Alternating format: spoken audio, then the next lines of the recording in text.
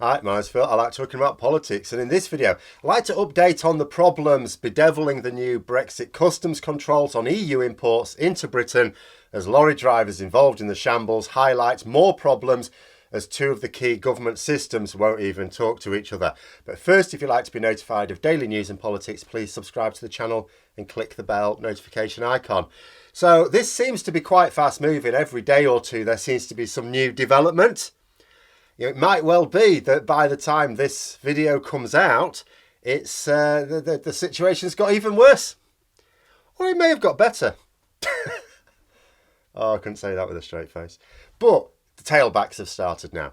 These images were said to show miles-long queues to Calais port. It's not even just a case of getting to the end of the queue either. You may still be diverted to checks on the British side as the systems are just not linking up. So what are these systems? Well, it's GVMS and Chief. Now, I've discussed GVMS recently, the new Goods Vehicle Movement Service. If you want to bring anything into Britain, you need to have your details uploaded to this system. The system has been failing. It simply wasn't ready to go in time. That's really all there was to it. When drivers try to use the helpline, they get nowhere. Now, I have been told, and by a couple of people, only a couple of people, that the issue with the helpline is when you ring the helpline, you don't actually get through to anyone who can actually help, but to someone who will take your details down and pass them on. Now, if that is actually true, and let me know, then can you imagine you're stuck on the actual road trying to get across the customs border? You need help now. And all you're getting is someone going, I'll take your details down and I'll pass it on to someone who actually knows what's happening. And you've got no idea when you're going to get the help. Anyway, that's GVMS. Doesn't work. It's producing loads of errors and correcting them is a nightmare. And then when you try use the helpline, you don't actually get through to help. Then we have Chief. That is customs handling of import and export freight. This is not a new system. In fact, it's old. Very old. It was not supposed to be the system in place for Brexit at all. It was supposed to be replaced by CDS, the Customs Declaration System. They have been running alongside each other, but problems have meant Chief has continued longer than expected. It is supposed to finally be removed in April 2023. I think for imports, September this year. Now, as far as I can tell, CDS is only being used for non-EU trade as well as goods passing between Britain and Northern Ireland. But Chief is used for goods moving between Britain and the EU. Now, Chief being an old system, you'd think people are familiar with it, and indeed, I guess so. The problem, however, is that it isn't linking up with the new GVMS system, according to some hauliers. One driver who noted that the link between them is broken said, be prepared to be sent to Sevington. Now, that is a checking facility in Kent, 20 miles inland. So your lorry may be crawling, I mean crawling, through those miles of tailbacks to get to Calais. Persuade officials there to let you through because you've done everything right, but then still be directed to a facility on the British side, 20 miles inland, which may not be quite in the direction you wish to travel, before you are allowed to carry on with your delivery. And it seems that is if your documentation is okay, if you've done everything all right and it's just the systems that are buggered. Otherwise, you're going nowhere. And all of this, bear in mind, all of this is when trade is naturally very low at this time of year. To give you an idea, the Transport Secretary, Grant Shapps, said that at the start of the week, there were 6,000 lorries a day passing through Dover. He did say that's a bit less than we'd expect, but 6,000 lorries a day. Now, assuming he isn't just lying, and it is tricky to know with the current government. For example, Shapps did also say that he had seen no evidence of trucks not flowing through the port and had not heard of any congestion. Well, there were reports in the national media about problems from not even day one, day -1. And these photographs, which admittedly were taken after he said that, they do show congestion. A lot of it. And this is despite reports that customs checks not actually taking place to any serious degree. Like I've heard from multiple sources, including media sources, actually including from the government, that the authorities they're just waving things through, really. The delays are entirely caused by the failures of the IT systems and support. As far as I can tell, I'm not someone actually driving one of these lorries. If we also carried out the full process If you look at the government website and you have a look at what the process is supposed to be, if we were doing all that, including the checks, we'd be getting hardly anything through. Jim Harrer, who's the head of HMRC, told MPs in Parliament that the government had instructed to prioritise flow over compliance.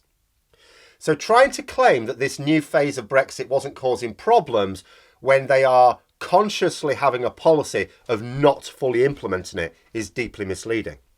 So like I say, treat whatever a minister says with a bit of caution, especially if they're saying it in an interview outside Parliament where there are no rules whatsoever that stipulate that you have to tell the truth. They don't tend to take them all that seriously in Parliament where there are.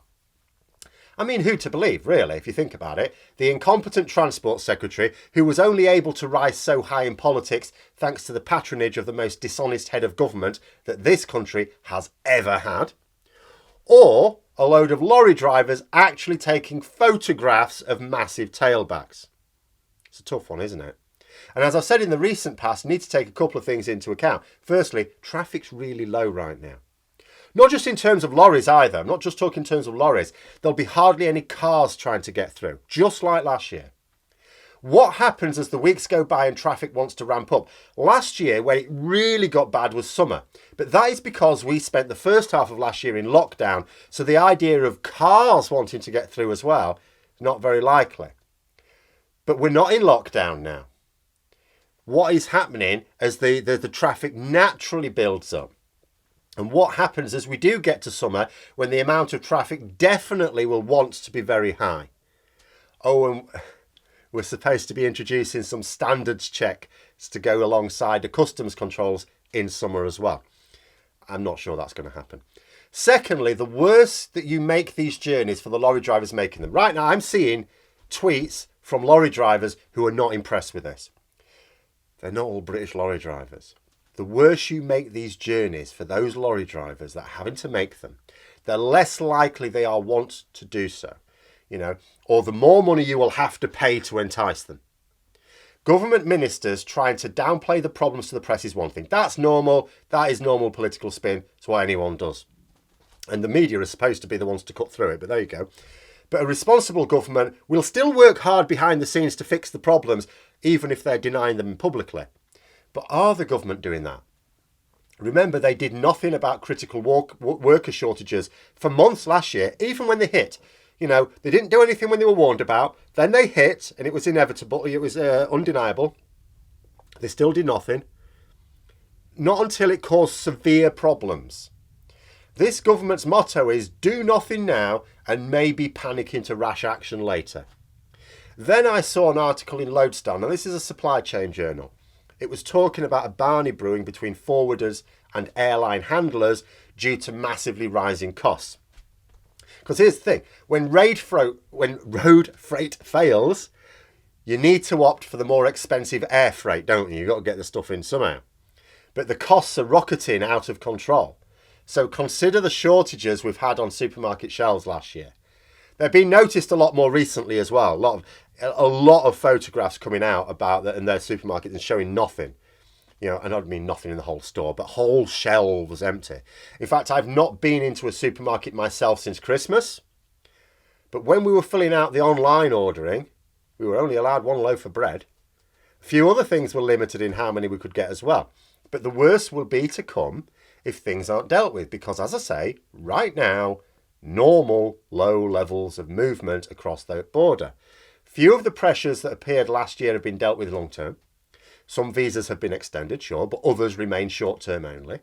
And this year, we've got all the same problems of last year, but failing customs controls on top of it. Even if physical checks are not necessarily taking place, even though in theory they should. Because that's the other thing, a lorry driver getting there, it might well be they just get waved through, and I guess most, if not all of them, are being waved through. But in theory, they could be diverted to a facility for physical checks. And they have to factor that into their journey because they don't know that won't happen. And what could the government do? They could suspend the new customs controls completely, as they did for Ireland, until they're more fit for purpose. But given that it would have been much less politically damaging to have done that just over a week ago, wouldn't it? Given that they've gone ahead with them when they could have delayed them in December again. you'd think it would be deeply embarrassing if they just completely suspended the new system altogether. The consequence of this hubris may well be much greater shortages and will definitely result in, as I've said before, less choice, higher prices. But there we are, that is the latest. Those are my thoughts. Let me know yours in the comments below. I hope you found the video interesting. If you did, don't forget to click the like button. If you'd like to support the channel further, please also click the Patreon link for details. And until next time, I'll see you later.